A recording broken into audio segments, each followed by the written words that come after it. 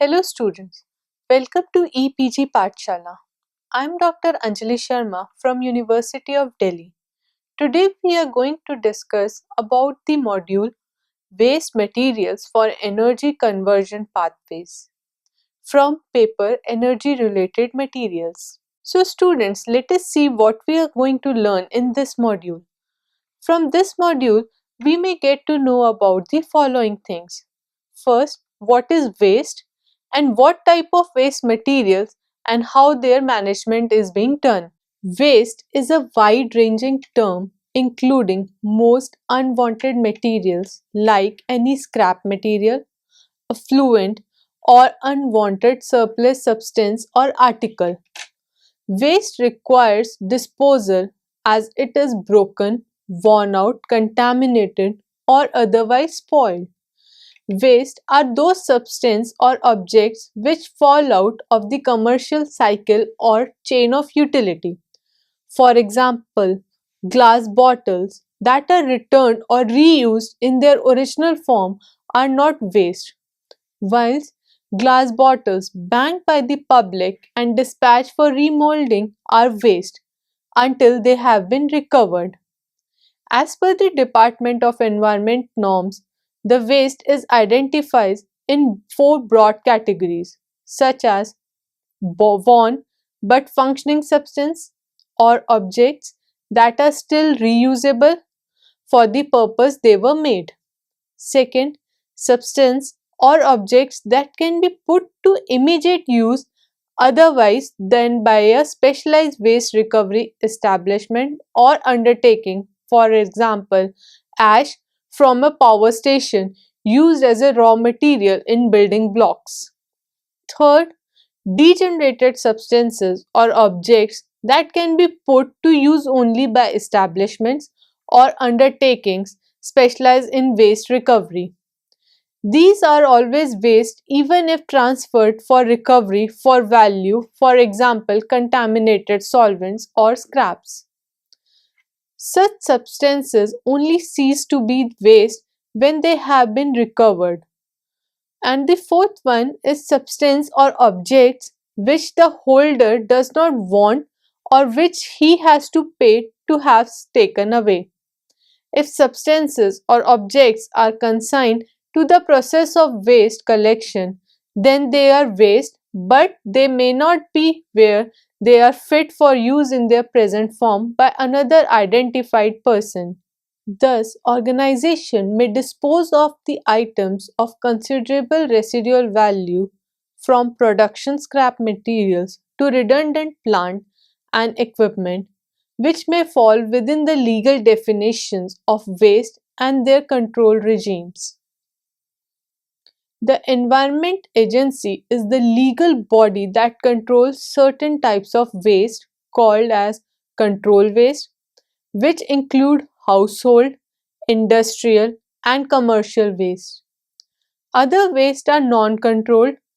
Agriculture, mines, and quarries are not currently regulated in the same way. Certain wastes are classified as hazardous, which is a broad term for a wide range of substances that may have variable levels of risk. For instance, toxic substances that may cause cancer are classed as hazardous. Fluorescent tubes or cathode ray tubes in televisions are also classed as hazardous and pose little immediate threat but may cause long-term damage over a period of time.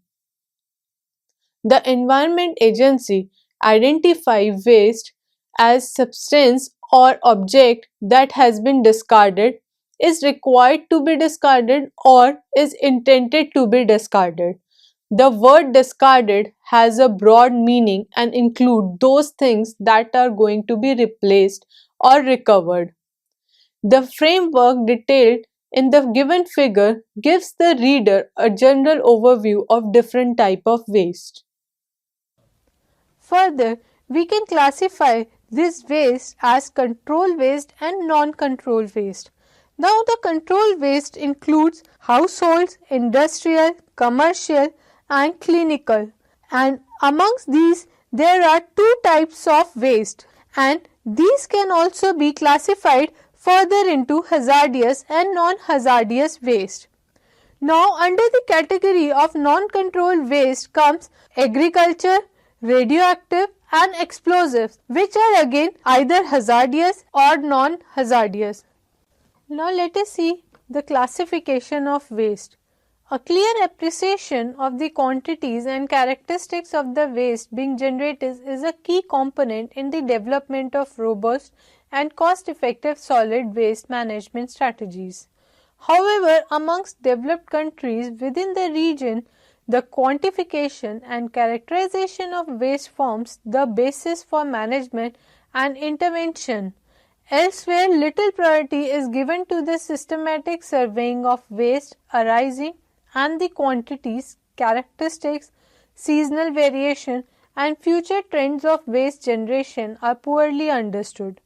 Moreover, there is a lack of comprehensive information at the country. Some broad trends and common elements are discernible. Generally, the developed country produce huge quantities of waste per capita compared to the developing countries.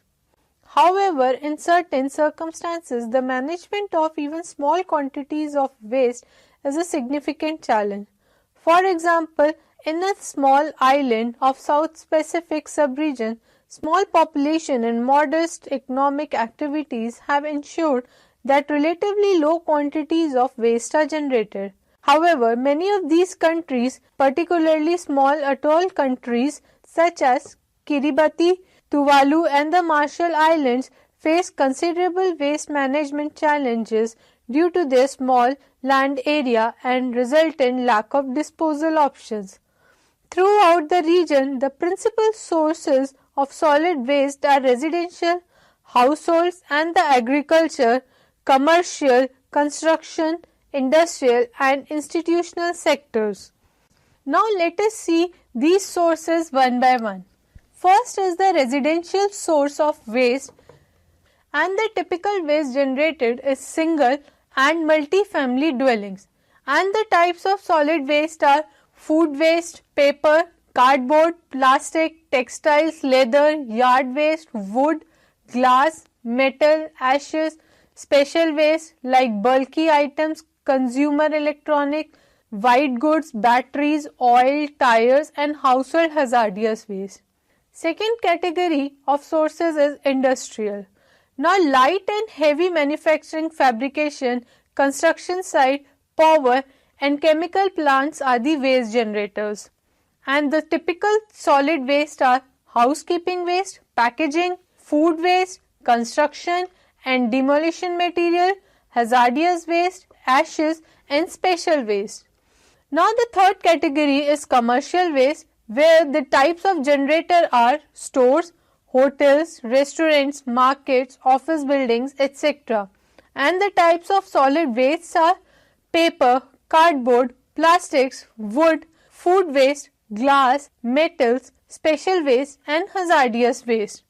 Next category is institutional, where the generators of these waste are schools, hospitals, prisons, government centers, etc. And the types of solid waste are same that we are seeing in the commercial waste. Now next is construction and demolition. New construction sites, road repairs, renovation sites, demolition of buildings are the types of waste generators, and the types of waste solids are wood, steel, concrete, dirt, etc. Next is municipal services. Now the types of waste generators are street cleaning, landscaping, parks, beaches, other recreational areas and water waste treatment plants. And the types of solid waste are street sweepings, landscape and trees trimming, general waste from parks, beaches and other recreational areas and sludges, etc. And the last source is the process, where the waste generators are heavy and light manufacturing, refineries, chemical plants, power plants, mineral extraction and processing. And the types of solid waste are industrial process waste, scrap materials, off specification products, slag and tailing, etc. Now students, you can see in the video there is a table which summarizes the different types of waste and the sources. For the purposes of this review, these sources are defined as giving rise to four major categories of waste. First, municipal solid waste. Second, industrial waste. Third, agricultural waste. And fourth, hazardous waste. Now let us study about these sources of waste in details. So let us see the first category, which is municipal solid waste. Municipal solid waste or MSW is generated from households, offices, hotels, shops, schools and other institutions. The major components are food waste, paper, plastic, rags, metals and glass, although demolition and construction debris is often included in collected waste, as are small quantities of hazardous waste such as electric light bulbs, batteries, automotive parts and discarded medicines and chemicals. Generation rates for MSW vary from city to city and from season to season and have a strong correlation with levels of economic development and activity.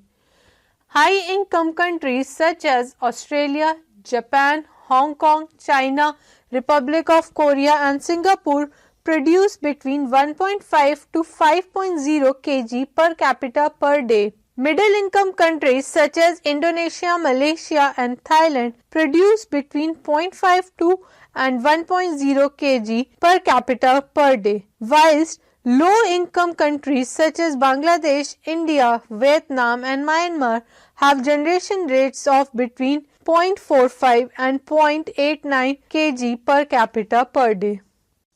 Now students, you can see a bar graph on the video which shows the MSW generation by the high, middle and low income countries of the region. Taken as whole, the Asia and Pacific region currently produces some 1.5 million tons of MSW each day, and this is expected to be more than double by 2025. The current estimate for waste generation may be considered as extremely conservative. The actual levels are probably more than double this amount. You can also see from this bar graph that the current contribution of various subregions to the waste generated by the region. Now the composition of municipal solid waste varies significantly across the regions, with some middle and low income countries generating waste containing over 70% organic content, with corresponding moisture content in excess of 50%. This you can see from the bar graph given on your video screen. Differences in the characterization and reporting of waste type also differ, with some municipal authorities including construction and demolition waste and industrial waste as part of the municipal waste stream.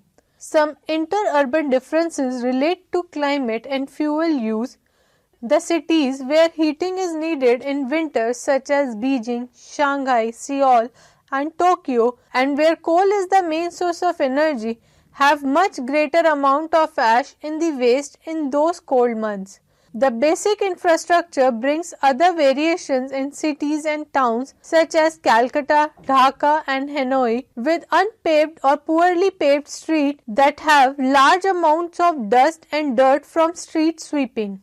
There are big differences in amounts of organic waste and among cities according to the number of trees and shrubs in the public places. Large and bulky waste items such as abandoned motor cars, furniture and packaging are found in the higher income economies such as Brunei, Darussalam, Japan, Republic of Korea and Singapore, but not in low income countries such as Bangladesh, Cambodia, Myanmar, Nepal, Sri Lanka and Vietnam. Now students, next category of waste is agricultural waste. Agricultural waste therefore includes a range of waste streams that originate from agriculture or horticultural establishments. For example, agricultural plastic and packaging waste, empty pesticide containers, clinical waste, tires, old machinery and oil. Certain waste derived from agricultural premises are subject to strict control under the animal byproduct regulations. for example, carcasses and some bedding materials, or may subject to control under clinical waste, special waste, or radioactive waste legislation. Now, expanding agricultural production has naturally resulted in increased quantities of livestock waste, agricultural crop residues, and agro-industrial byproducts. Among these countries in the Asian and Pacific regions, People's Republic of China produces the largest quantity of agricultural waste and crop residues, followed by India. In People's Republic of China, some 587 million tons of residues are generated annually from the production of rice, corn, and wheat alone. So next category of waste are industrial solid waste. Industrial solid waste in the Asian and Pacific region as elsewhere encompasses a wide range of materials of varying environmental toxicity.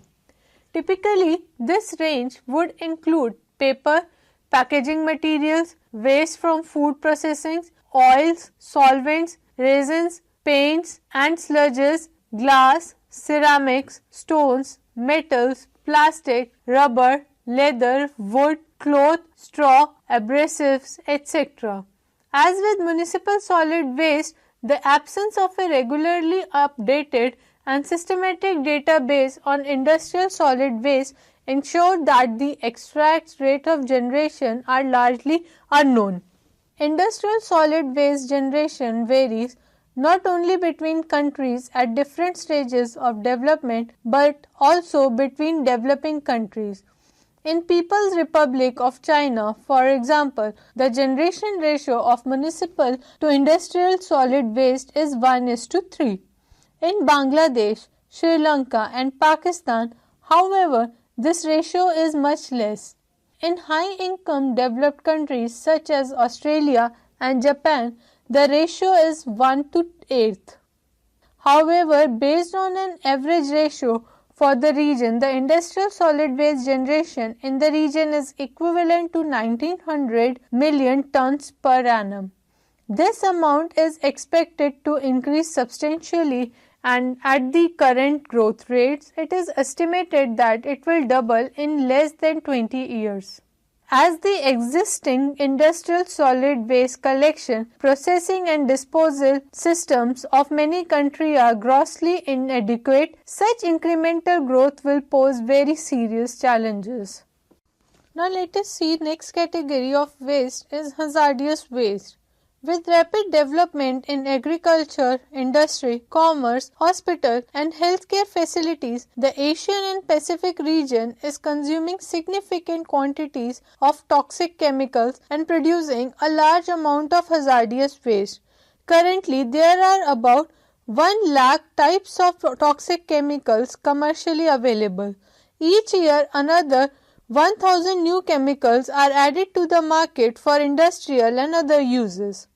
The availability of robust data on the generation of hazardous waste for the Asian and Pacific region is limited by liability of information on the quantities and types of hazardous waste produced at the country level. This is due to a variety of reasons, including the lack of qualified personnel to undertake the necessary assessment, the reluctance of industries to provide process information, including waste arising data, and a poor appreciation of the extent to which generated waste is hazardous.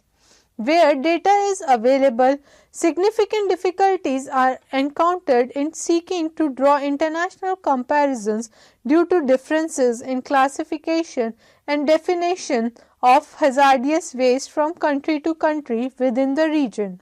Most hazardous waste is the byproduct of a broad spectrum of industrial, agricultural and manufacturing processes, nuclear establishments, hospitals and healthcare facilities. Now let us see what is waste management and how is it done. Solid waste management is one thing just about every city's government provides for its residents. While service levels, environmental impacts and cost vary dramatically. Solid waste management is arguably the most important municipal service and serves as a prerequisite for other municipal actions. Currently, world cities generate about 1.3 billion tons of solid waste per year. This volume is expected to increase to 2.2 billion tons by 2025. Waste generation rates will more than double over the next 20 years in lower income countries. Globally, solid waste management costs will increase from today's annual $205.4 billion to about $375.5 billion in 2025.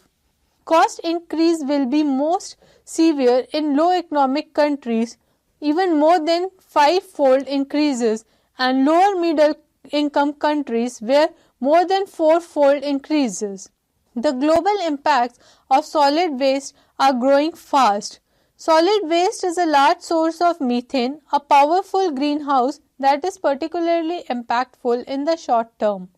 The recycling industry, with more than 2 billion informal waste pickers, is now a global business with international markets and extensive supply and transportation networks. Locally, uncollected solid waste contributes to flooding, air pollution, and public health impacts such as respiratory ailments, diarrhea, and dengue fever. In low-income countries, cities where solid waste management is usually a city's single largest budgetary item. Managing these solid waste streams well and affordably is one of the key challenges of the 21st century. Traditionally, municipal solid waste management includes the functions of collection, transportation, resource recovery, recycling, and retreatment.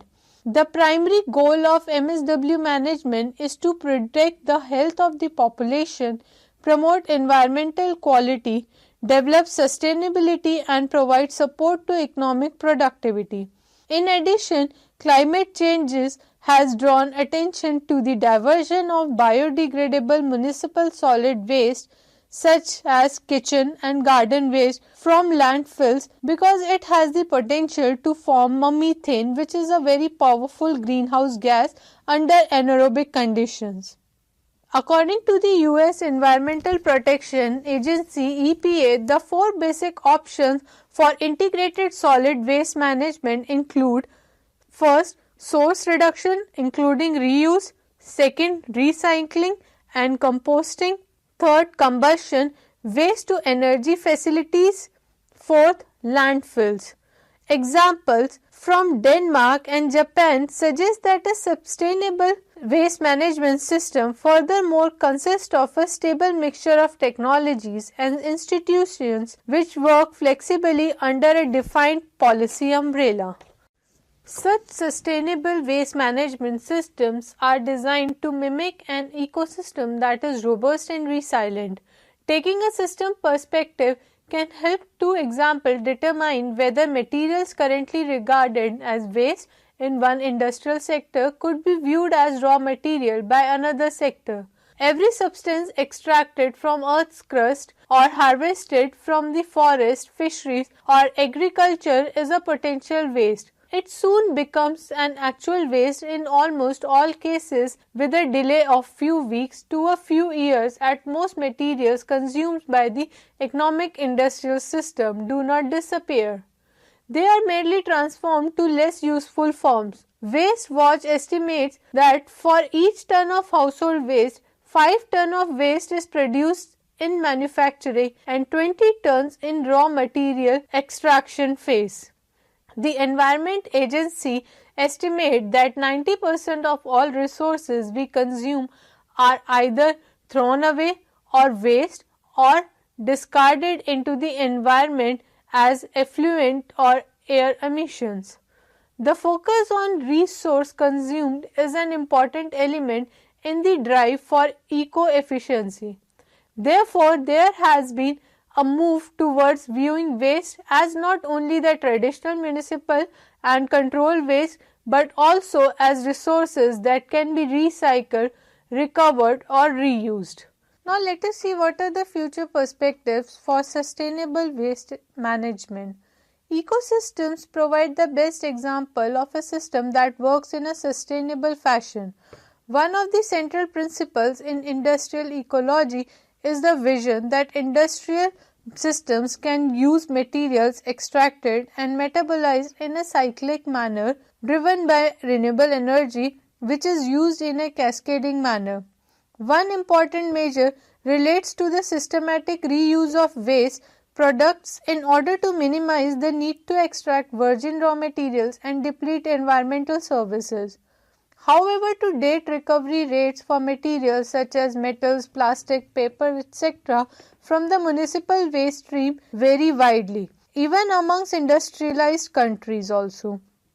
For example, in Germany in 2007, a total of 25% of all municipal solid waste generated was disposed to landfills and incinerators, while in the US, a total of 67% of all municipal solid waste generated in 2008 was discarded. Furthermore, the EU landfill directive sets targets to progressively reduce the amount of BMSW disposed to landfills amongst the EU member states, whereas in the United States, large amount of organic waste are sent to landfills. This happens despite the fact that organic waste, being rich in carbon, could serve increasingly as feedstock for thermal and biological processes, recovering the carbon for further use as chemical feedstock, that is, carbon recycling.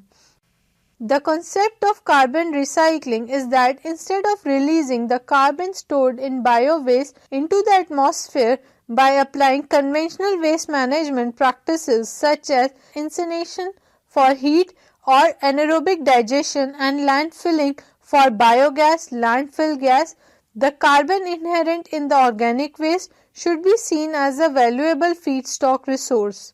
Instead of carbon capture and storage, which generally occurs at the beginning of resource flows, example at oil extraction sites to reduce fossil GHG emissions, the principle of carbon capture and reuse could be further developed and applied throughout the whole socio-industrial metabolism. Specifically, technologies such as gasification, which allows the generation of a syngas, or anaerobic digestion for a generation of an upgraded biogas like methane, could be applied. Both syngas and biogas can then serve as feed, example for the Fischer-Tropsch synthesis to produce base compounds such as Fischer-Tropsch, naphtha, and a number of subsequent chemical products and fuels. In addition, hydrolysis followed by fermentation can be applied to generate a variety of different base chemicals.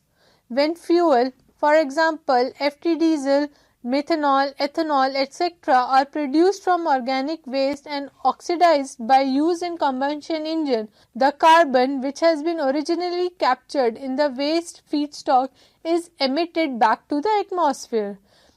Now, assuming that the system-wide environmental burdens along this process route are lower than those of conventional fossil-based fuel production routes, this process route would lead to a mitigation of environmental burdens. However, this route of using carbon as fuel is still a linear process through the socio-industrial system, which depends on significant amount of waste feedstock available. If in contrast, synthetic material for the production of plastics could be synthesized, then the carbon would be kept longer in the use phase and add to the stock of durable goods in the technosphere. The plastic products could potentially be recycled at the end of cycle to provide feedstock for either energy generation or as feedstock for the production of syngas in cascading use scheme. The concept of carbon recycling, making use of organic waste as feedstock for polyolefins production, for the example of Fischer-Tropsch synthesis.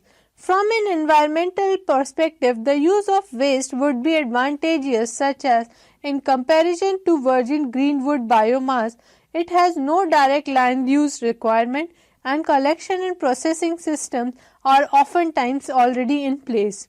In addition, thermal treatment like gasification has the further advantage of contributing to volume reduction, waste disinfection, and concentration of certain toxic elements, for example, cadmium, in the gasification ash and slag produced. A comprehensive systems analysis is required to assess the life cycle wide performance of carbon recycling compared to conventional systems of waste management. So, students, let us summarize what we have learned in this module. Managing these solid waste streams well and affordably is one of the key challenges nowadays. Traditionally, municipal solid waste encompasses the functions of collection, transportation, resource recovery, recycling, and treatment.